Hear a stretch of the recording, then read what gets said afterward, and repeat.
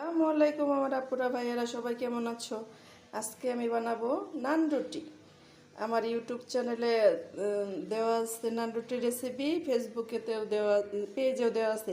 তবে আজকেও আমি করতেছি খুব সিম্পলভাবে। এখানে দিয়ে দিছি 2 টেবিল চামচ ইস্ট, 2 টেবিল চামচ গুঁড়ো দুধ, স্বাদ মতো লবণ,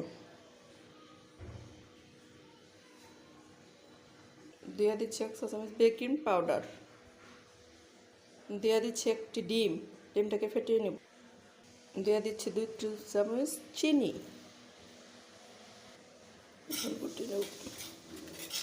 ডিমটাকে ফেটিয়ে নিচ্ছি।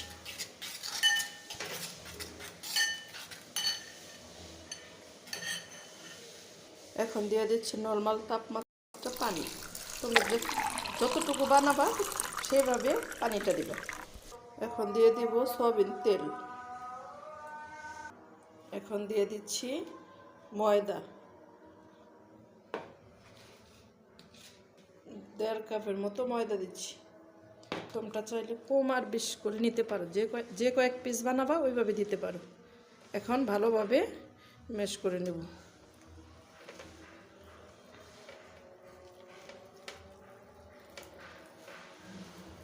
আরেকদিন এর আগে যেটা দেওয়া আছে ওইটা আটাটা ছিল, আজকেরটাতে ময়দা দিয়ে বানাচ্ছি। ডোটা আমার করা শেষ। এখন রেস্টে রেখে দিব 30 থেকে 40 মিনিট। ভালো ইস্ট হলে 30 মিনিট লাগবে, নর্মাল ইস্ট হলে 40 মিনিট। তবে অবশ্যই ইস্টটা তোমরা ভালো মানের নিতে চেষ্টা করবা।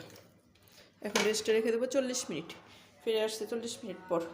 40 মিনিট পর এখন এটাকে দেখো ফুলে কি এইটা হয়ে গেছে। এখন নানটাকে বেলে নিব। নিয়েছি 5 থেকে 6টা নান হবে এখানে। এখন বানিয়ে নিব নানটা। এইভাবে সবগুলো বানিয়ে নিব। তোমরা যে কোনো শেপ দিতে পারো, আমি এই শেপে বানাবো। সবগুলো নান এইভাবে বানিয়ে নিব। নানগুলো বানানো শেষ। এখন একটা প্যান দিয়ে দিছি, প্যানে ভেজে নিব।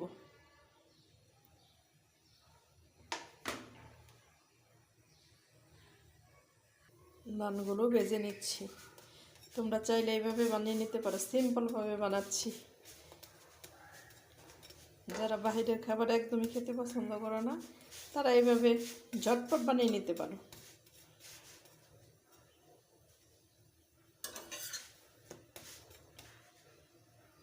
এই নানটা তোমরা ওভেনেও বানাইতে পারো। আমি একটা প্যানে ভেজে নিচ্ছি, তোমরা চাইলে প্যানেও ভেজে নিতে পারো।